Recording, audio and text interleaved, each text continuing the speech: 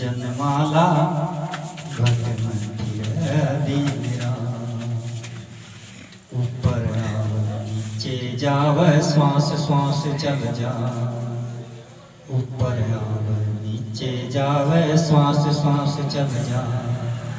संसारी नर समझे नाही गिरता उमर बिता, जनमाला घट में फिर जनमाला घट में फिर दीरा।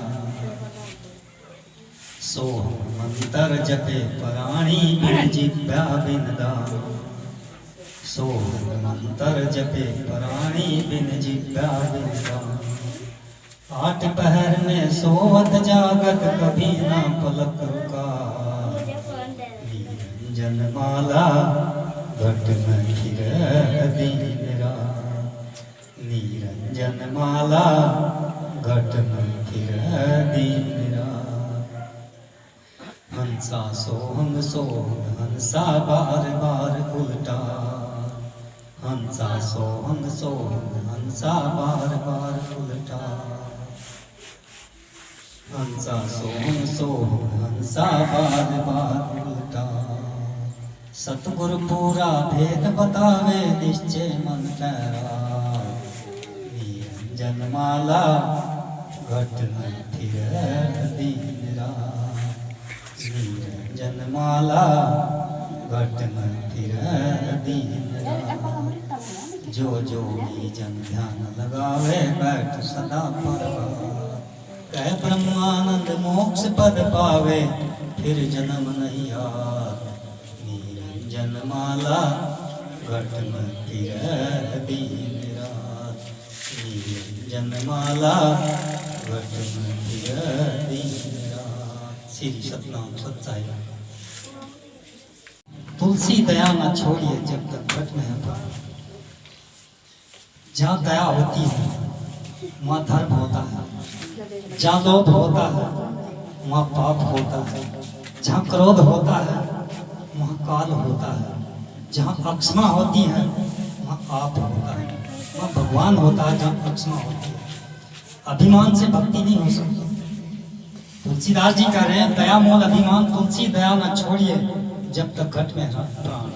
तुलसीदास जी कह रहे हैं जब तक मेरे घट में प्राण रहेगा मैं दया नहीं छोड़ सकता। दया रहेगी चाहे मुझे कोई गलत कहे सही कहे, मुझे इसका कोई पता नहीं। जहाँ दया होती है वहाँ भगवान विराजमान हो जाता है, और जहाँ घमंड होता है वहाँ से भक्ति भी चली जाएगी।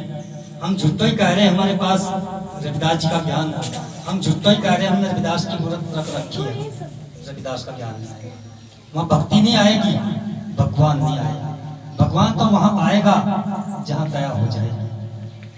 दया मूल अभिमान, अभिमान पाप का पिता है। जहाँ पाप होता है वहाँ अभिमान होता है, जहाँ अभिमान होता है वहीं पाप होता है, और जहाँ दया होती है जहाँ वहाँ धर्म होता है, वहीं भगवान रहता है। भगवान जाएगा नहीं, जहाँ दया आ जाएगी वहीं भगवान आ जाएगा। तो हमें अभिमान को छोड़ना है, घमंड को छोड़ना है।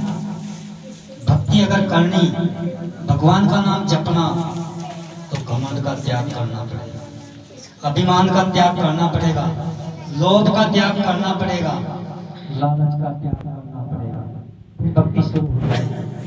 कोई भी चीज हो उसको हमें ये नहीं कहना ये मेरी, ये मेरा, ये मैं हूँ, ये मैंने किया, ये मैं करूँगा। नहीं, सब कुछ वही करता है। वो करता धरता वही है जो पूरे संसार का मालिक है। हम तो कुछ ही कहते वही जाना भाई, सब कुछ हम कुछ नहीं जानते। हमारे पास ज्ञान भी नहीं है, हमारे पास शक्ति भी नहीं है, शक्ति भी उसी के पास है। बस अर्पण हो जाओ, उसे कह दो कि सब कुछ तेरा ही है। पर वो तो ही करने वाला है, तो ही देने वाला है, तो ही करता धरता है, सब कुछ तो ही है। जब उसे सही तरीके से हम अर्पण हो जाएंगे फिर भगवान हमारी रक्षा करनी शुरू कर देगा। जब रक्षा शुरू कर देगा तो समझ लो वो चमत्कार शुरू होगा। उसी को चमत्कार कहते हैं।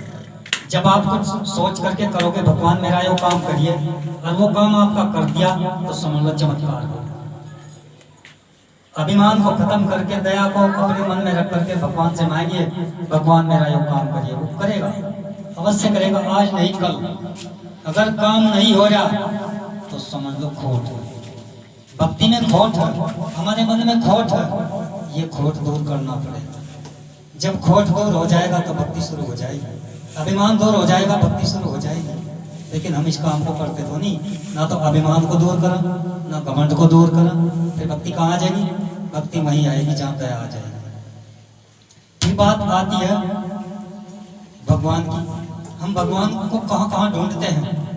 वस्तु धरी कहीं ढूंढा कहीं, वस्तु लगे न हाथ, वस्तु लगे हाथ तब वेदी हो सब। अब वेदी कौन है? वेदी गुरु है, जो उसके बारे में जानता है, क्योंकि उसको मिल चुका। अगर उसको ना मिलता तो वो उसके बारे में जिक्र ना करता। जहाँ जहाँ संत जिक्र कर रहे हैं भगवान का, समझो उनको मिल गया। वो जो झूठो ही कह रहे हैं, जिनके हाथ से फायदा नहीं होता, आराम नहीं होता, जिनके हाथ में असर नहीं, दया नहीं, कृपा नहीं, वो झूठो कह रहे हैं।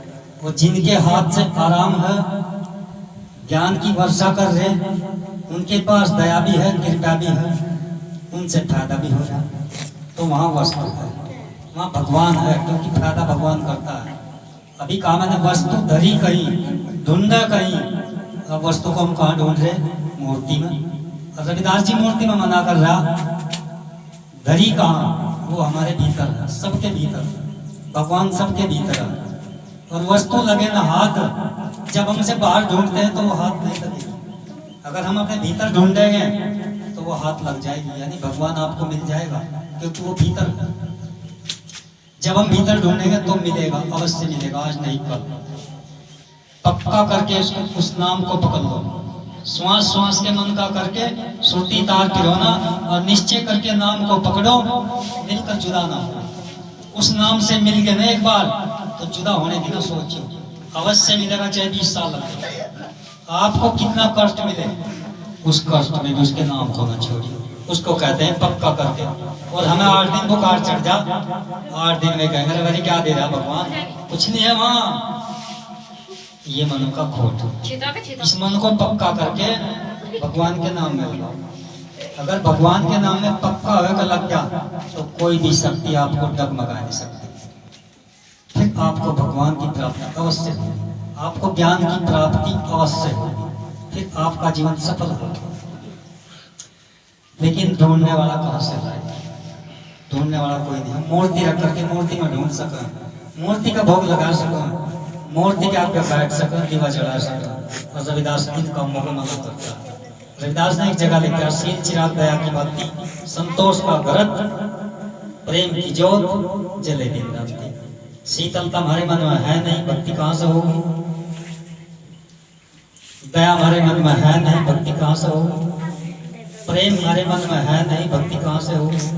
ये गुण है भक्ति है। शील चिराग दया की भक्ति, संतोष का व्रत, संतोष हमारे मन में है नहीं, फिर भक्ति कहाँ होगी? अगर संतोष आ जाए तो घी का चिराग तैयार हो जाता है। प्रेम अगर आ जाए तो भक्ति शुरू हो जाती है, चिराग तैयार हो जाता है। लेकिन प्रेम, हर जीव से प्रेम करना पड़ेगा, हर जीव के साथ प्रेम से रहना पड़ेगा। हमारे साथ अगर कोई गलत व्यवहार कर रहा, कोई बात नहीं कर रहा, उसको उसकी सजा मिलेगी। हमें नहीं सिखाया हमारे गुरु ने गलत व्यवहार करना। अगर हमें गुरु गलत व्यवहार करना सिखाता तो हम भी गलत करते, तो उसका परिणाम भी गलत होता। आज यहाँ ना बैठते, नहीं तो घास फूस में लड़े रह जाते। तो ये भगवान की भक्ति तो भाई बड़े भाव से होती है, बड़े संस्कारों से होती है। जिस मनुष्य के गुरु के संस्कार बढ़िया होते हैं तो उसका शिष्य भी संस्कारी होता है, सेवादार होता है, भक्ति करता है, सिमरन करता है, सत्संग करता है। वो जिसका गुरु बढ़िया नहीं, वो क्या भक्ति करेगा, वो क्या सत्संग करेगा, वो क्या सेवा करेगा? उसको बोझ दिखाई देते हैं ये काम। वो जिसका गुरु बढ़िया, उसका शिष्य भी बढ़िया, वो बढ़िया ही कर्म करता है, क्योंकि कर्म से ही मिलता है सब कुछ। जब हम बढ़िया कर्म करेंगे तो बढ़िया ही फल मिलेगा, और बढ़िया कर्म करते नहीं तो फल कहाँ से मिलेगा? सकल पदार्थ है जगमाही, सकल पदार्थ है जगमाही, कर्महीन नर पावत नाही। कितनी अच्छी बात बताई। सकल पदार्थ कहते हैं इस जग में सारी चीज, कोई लेने वाला तो हो। कर्महीन नर पावत नहीं, जो कर्म नहीं करता उसको कैसे मिलेगी भाई? जो भक्ति नहीं करता उसको दर्शन कैसे होंगे भाई? वो झूठो ही कहता भैया हम तो कभी दिखा नहीं भगवान। भाई तुझे कर्म भी तो बताए गुरु ने, वो कर्म करने पड़ेंगे। वो कर्म नहीं करता तो तुझे कुछ भी दिखाई नहीं देगा। जब हम स्कूल में जाते हैं, घर के लिए मास्टर काम दे देता है, इस काम को घर जाकर के कर लेना।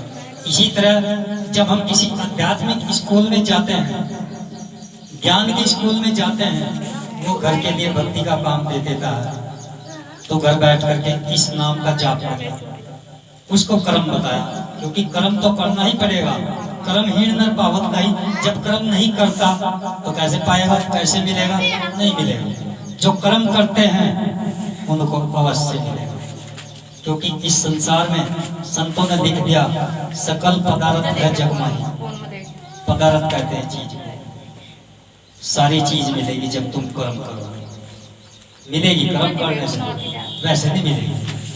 तुम सोचते हो कि भाई हमें वैसे मिल जाएगी, भक्ति वैसे मिल जाएगी, ज्ञान वैसे मिल जाएगा। ज्ञान के लिए मेहनत भी करनी पड़ती है, सेवा भी करनी पड़ती है, सुमरन भी करना पड़ता है। अगर हमने खेत में तो बढ़िया पेड़ होंगे, बढ़िया फसल हो। इसी तरह सत्संग की बात है।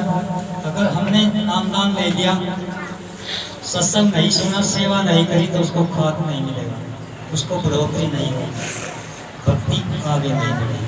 क्योंकि भगत तो चाहता है कि मैं भक्ति में आगे बढ़ूँ, संत भी चाहता है मैं संताई में आगे बढ़ूँ, लेकिन जब कर्म करेगा आगे बढ़ता चला जाएगा अपने आप ही। उसे कोई बढ़ाने वाला घटाने वाला नहीं है। चाहे उसे घटाते भी रहो, जब भी नहीं घटेगा, वो ऑटोमेटिक बढ़ता चला जाएगा। लेकिन बात है कर्म करने की। भगवान को अपने भीतर ढूंढ लो, बैठ करके आंख मीच करके सुमरन करो, तो वो भीतर ही मिल जाएगा। जब हम उसको भीतर ढूंढेंगे मिलेगा। ढूंढने की तो हमने कहीं से प्रेरणा दी नहीं, ढूंढने की तो हमने कहीं से बात करी नहीं। हमने दीपक जला लिया, धूपबत्ती जला ली और हवन कर लिया, इससे भगवान नहीं। तीरथ जाए फल एक, गुरु मिले फल चार, सतगुरु मिले फल अधिक, कहे कबीर विचार। जब हम तीर्थ जाते हैं एक फल की प्राप्ति होती है। रास्ते में चलता आता जाता कोई साधु मिल जाए, फल चार मिले। संत मिल जाए जो भक्ति के बारे में बताता हो, भगवान के बारे में बताता हो, बढ़िया संत मिल जाए तो अधिक फल की प्राप्ति होती है, अनगिन फलों की प्राप्ति होती है, अनगिन फल मिलते हैं। कहे कबीर विचार, ये कबीर की वाणी है। कबीर कह रहा कि संत अगर तुझे मिल जाए तो तुझे इतने फल मिलेंगे गिन भी नहीं सकता। लेकिन हम तीर्थ जाकर के एक फल लेकर के राजी, हम हवन करवा करके राजी, गुरु के पास जाकर के राजी नहीं। जो गुरु के पास जाएगा उसको अधिक फल मिलेगा, जो संत के पास जाएगा उसको अधिक फल मिलेगा, उसके जन्म जन्म के पाप कटते जाएंगे। सीधी सतनाम सत्संग, सीधी सतनाम सत्संग।